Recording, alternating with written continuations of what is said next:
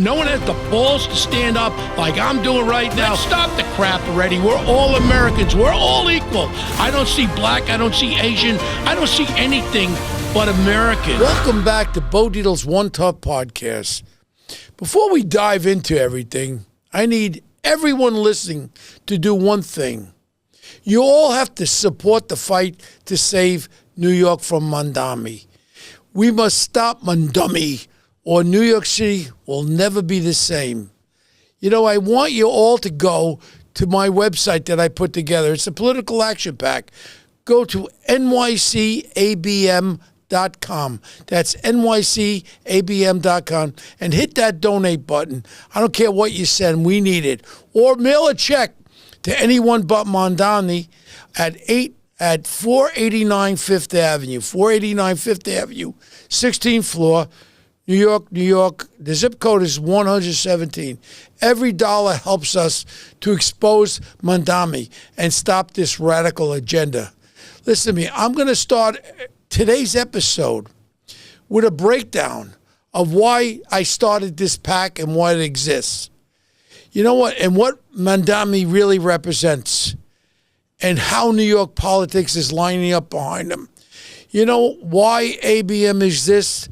The media won't touch him. He's their little pretty boy. The press protects him. They never press him on the real issues.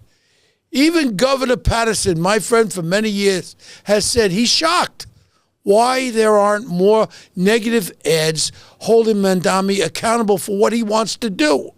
That's why I'm taking to the streets.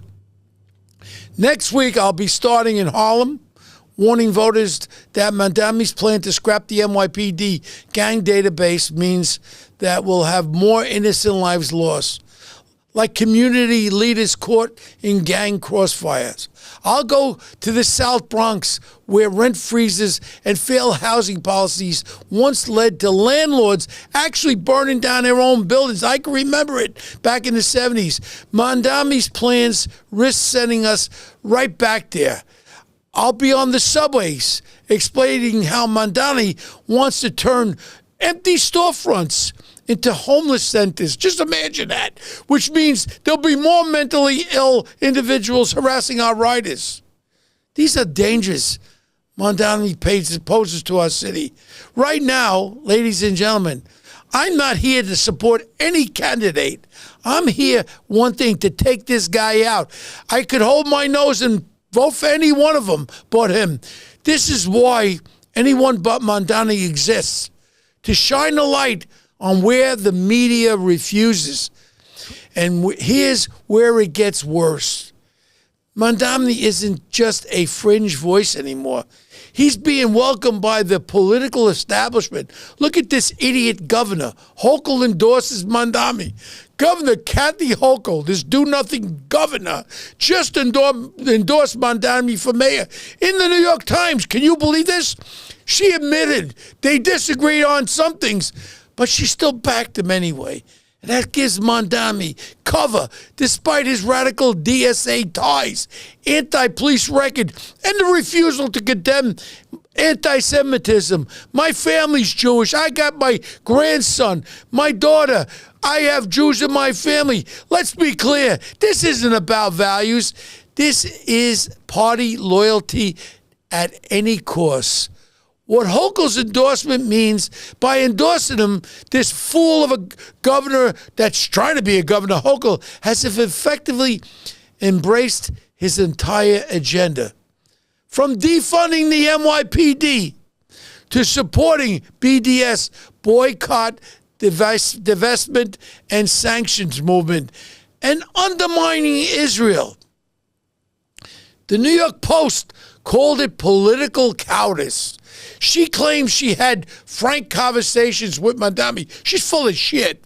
But there's no evidence that he's changed one bit. All she's doing is trying to jump on the bandwagon here. This proves Democrats will sacrifice safety, law and order, and Jewish New Yorkers just to back this social frontrunner. Where Where is all my Democrats, my moderate, my people with sense, my Jewish friends? Where the hell are you? The record shows that Hochul ignores Mandami, co-sponsors less is more parole reform. We need parole reform? No, we need to tighten it up. The law that let that parole violator rack up 3 strikes before returning to jail.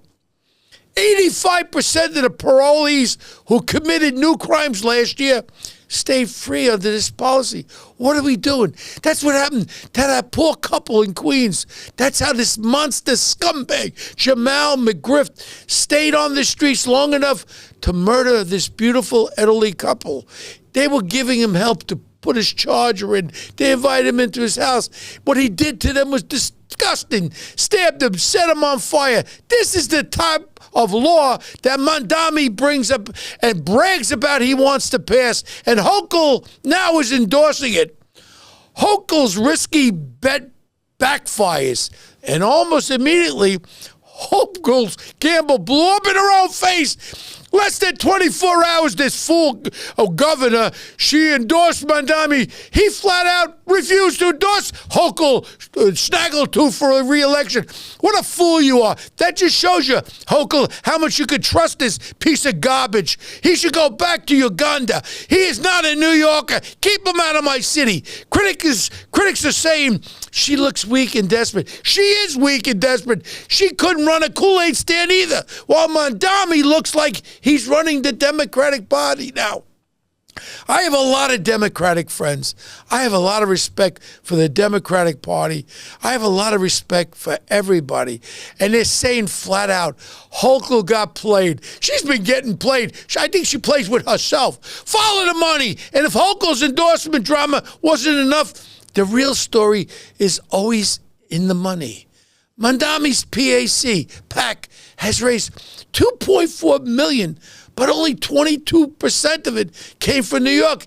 No, these California liberals over there gave a loan over $762,000. Hollywood money, all these liberal Hollywood, oh my God, all they care about is National Socialists and fueling this campaign. He sells himself as working class candidate. Mommy and Daddy are rich. Mommy and Daddy has a beautiful house in Uganda. Mommy and Daddy have the money. This man never held a job. He was a legislature for a couple of years and he never even put his votes in. But his campaign is bankrolled by elites from out of state. Even more trouble is some of the biggest donors worked at AppLovin, a tech firm accused of ties to the Chinese Communist Party. Here we go. Why are executives with foreign-linked influence funding socialist mayor candidate New York? Why? Because they want to make New York a socialist capital. Start here and take over this country. They're undermining Jewish protections. Mandami has also pledged to repeal the New York City's adaptation of the IHRA, anti-Semitism definition of the global standard. Instead, he pushes BDS, boycott, divestment, and sanctions movement, which is the Anti-Defamation League says is the re-education of Israel. They want to make believe that Israel's not there and that it's not a state. Rabbi Potasnik asked the right question. If Mandami can't condemn Hamas, what's his definition of anti-Semitism? That's a good question. Adams' team called Mandami's position shameful and dangerous. And they're right.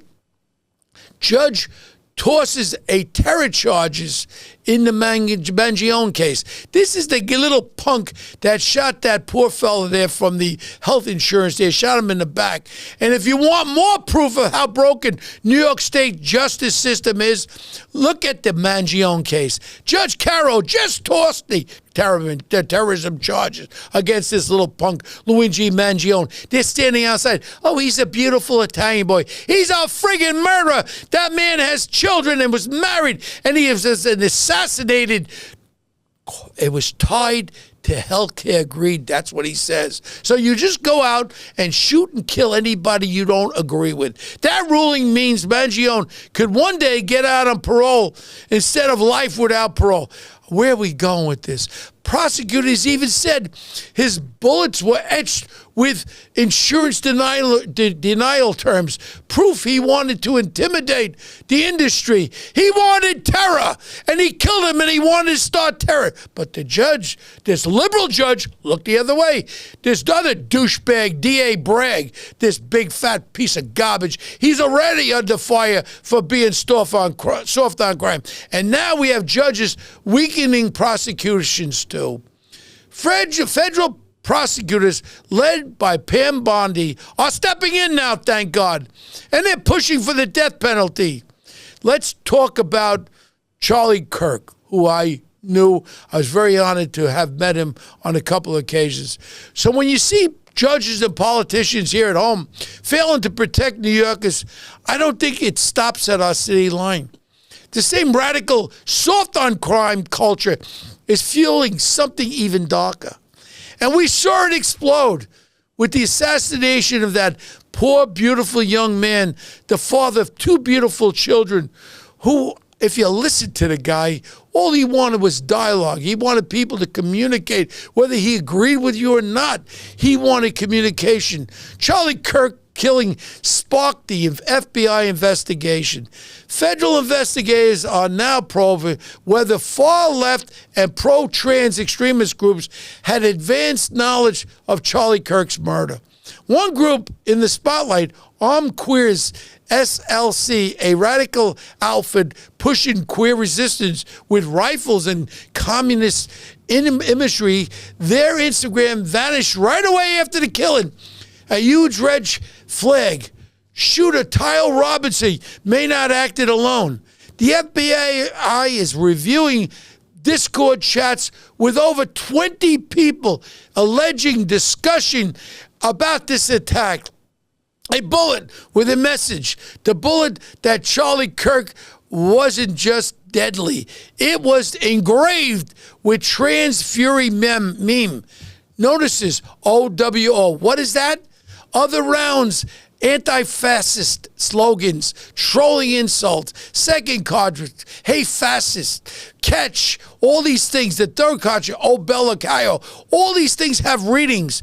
If you're reading to this day, you are a gay LMAO. This is a mixture of meme culture, radical identity politics, and violence that is a dangerous cocktail and can't be ignored. The shooter's obsession with guns. A co-worker said guns was Robinson's only topic of conversation. He bragged how he could hit a target nearly a quarter of a mile away. Skill that matched the precision of Kirk's sniper-style killing about 200 yards. Let me explain something real fast to you people. I've looked at this whole investigation. It's a very unique, it's a investigation I've never seen so definitive. Evidence. You have cell phones. You have texts. Everything is being put together. This is a great investigation. And I tell you what, today, I would take and be one of you 5 guys on that firing squad. Don't let me know if I have the round, but I'll put one into his heart. I've seen enough of this. This was planned, and it was predicated. And you want to know something? The shooter's confession on Discord, Robinson even admitted it online. It was me at UVU yesterday. He posted to a group of about 30 people apologizing and claiming he planned to surrender. That confession alone was shocking, but investigators found something even more disturbing. Robinson's written note confirms premeditation.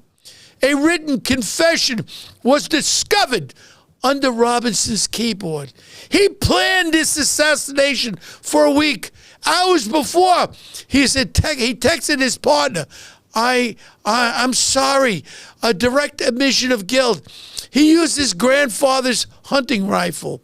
He stashed it in the bushes and closed his confession with the chilling line, "You are all I worry about love. This is him talking to a person that was in a transgender, whatever it is. I don't know what you call it, but you are all I worry about, love.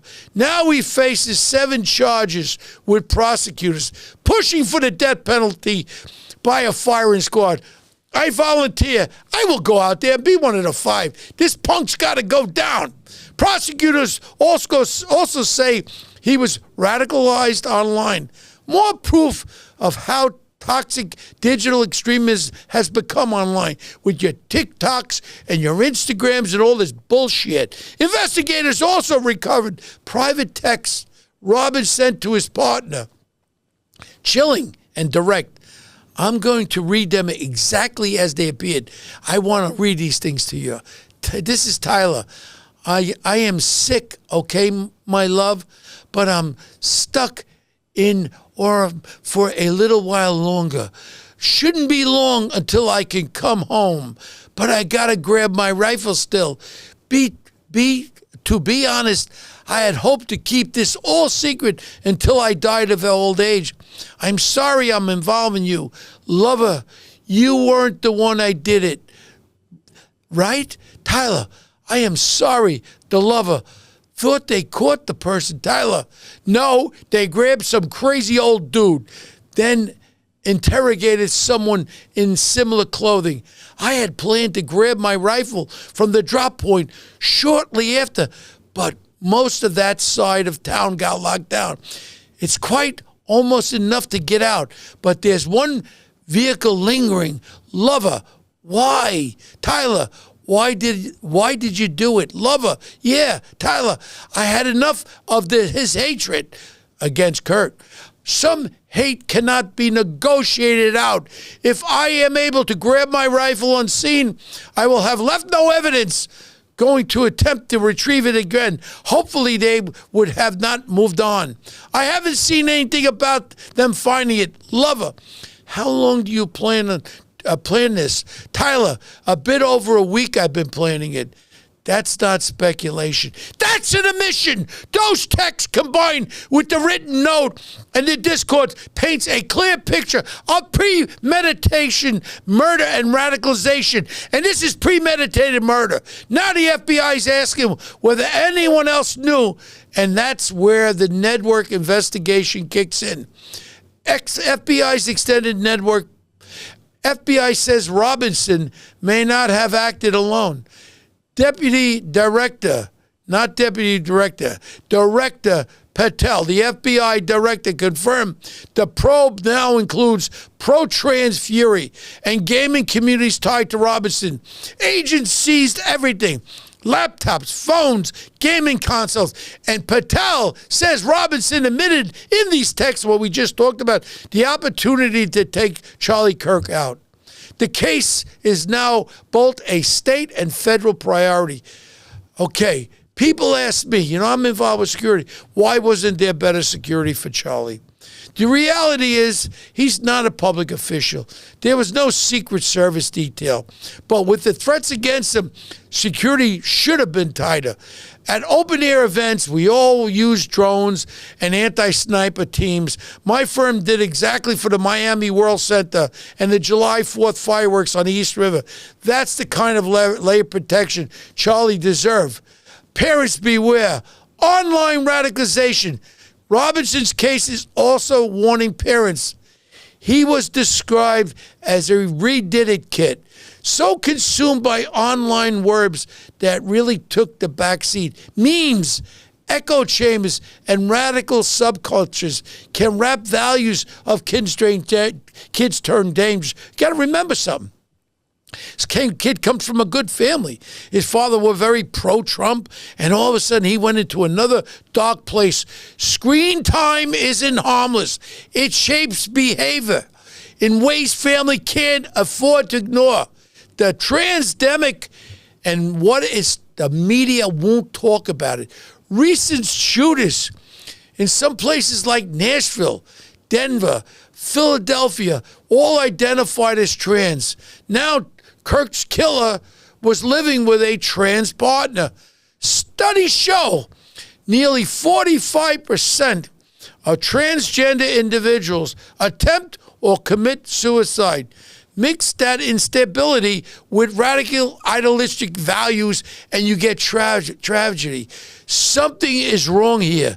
We need to ask why this pattern is keep repeating. This should be congressional investigation. Political fallout. The assassination has shaken Washington. Eric Trump called Kirk like a second son to his father. Vice President J.D. Vance said flatly, there's no unity with radicals who cheered Kirk's murder. Meanwhile, Nancy Mace is moving censure on Omar for vile remarks on Kirk's death. This is not a time of gloating over someone dying. President Trump backed the move. Blasting Omar is disgraceful and disgusting. People should know. And they should also look about how she started as a congresswoman and now she's worth $25 million in a couple of years. Where'd that come from? And you don't want to know something? There is no room for political violence in America today. Closing this segment out, here's the bottom line. Charlie Kirk's assassination wasn't random. It was the product of radical ideology, online extremists, and political hatred. And if we don't face this reality, more tragedies, I'm sorry to say, will follow. What we're talking about right now is what happened to Charlie Kirk should be a wake-up call. It shows how dangerous this radical culture has become. From New York politics all the way to national violence. This is why we can't sit back. We need to fight back, organize, and protect our city and protect our country. And I'm telling you, everyone, please, let's stop at New York City. Please go to my PAC, NYCABM.com, or send a check to anyone but Mandami to 489 Fifth Avenue, 16th floor, New York, New York. The zip code's 117. Every dollar helps us stop Mandami and defund New Yorkers and defund him completely. We got to bring him down. Again, this is one of my podcasts. I'm on alone here. This is probably one of my most important podcasts. But tell people about it. And stay tuned to Bo Dietl's One Tough podcast.